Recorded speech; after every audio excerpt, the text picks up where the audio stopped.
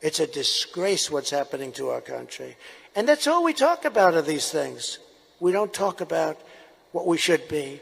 And you say, where does it stop? Where does it all end? And it probably doesn't stop, because despite the great outside dangers, our biggest threat remains the sick and sinister and very evil people from within our country. That was former President Donald Trump warning Republicans at Charlie Kirk's Turning Point Action Conference that the real enemies to America are within the government. But Trump wasn't having a moment of clarity about his own complicity in the January 6th attack. He was just mad at Nancy Pelosi. Schiff and people like crazy Nancy Pelosi, she's nuts. I'm telling you, she's a nut job.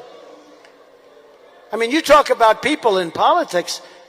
Look at her husband. Every time something happens, he goes out and he buys stuff. He's made a lot of money. He made $100 million. She started off with nothing. At quite a few points in his rambling rant about Pelosi's husband and her backyard fence, Trump seemed to actually forget the flow of his own thoughts. That shouldn't come as a surprise to anyone who watched him valiantly do battle with the word yesterday. Yesterday's a hard word for me. In his leaked January 6th outtakes. But it did wear on the audience, because Trump spoke for a while. I mean, how can they allow a person to make all that money and the press barely wants to cover it? It's called inside trading. Insider trading.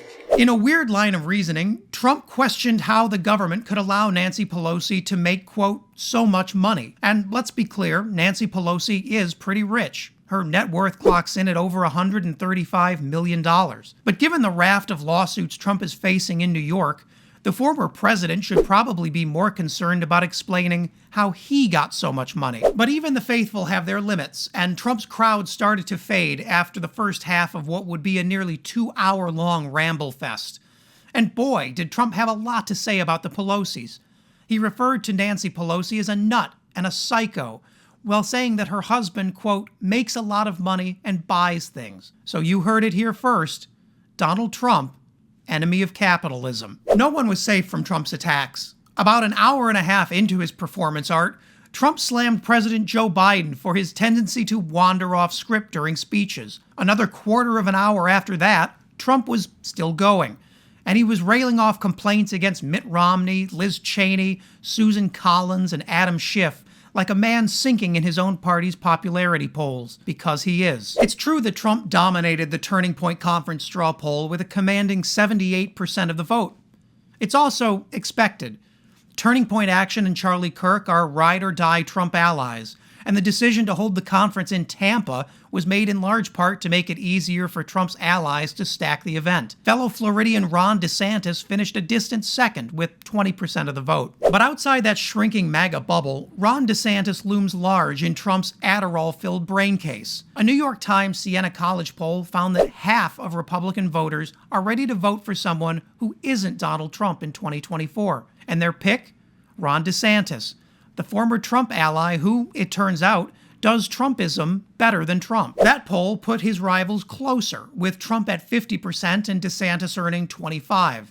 But the important part of that survey is in the crosstabs, where a majority of Trump voters say they would be willing to vote for Ron DeSantis. That can't be said for Trump. More Republicans said that they absolutely would not vote for Donald Trump than any other candidate. And while Trump struggles to re-exert control over the MAGA movement, Ron DeSantis is busy winning friends and influencing Republicans. If Trump sounded especially scattered at the Turning Point Conference, it's because there's an awful lot on his mind beyond just Ron DeSantis. In Georgia, election officials appear to be moving towards charging him with a crime for his efforts to sway the vote count. And in Washington, the January 6th committee has delivered blockbuster hearings that are putting huge pressure on the Department of Justice to act. Either one of those situations would give DeSantis exactly the excuse he needs to propose ridding Trumpism of Trump. 2024 is a long way away, and most eyes are rightfully on the midterm elections. But Trump's Turning Point Crazy Fest should remind us that he still poses a serious threat to democracy, and he's insane. But Trump is also increasingly desperate to keep hold of his movement. Republican voters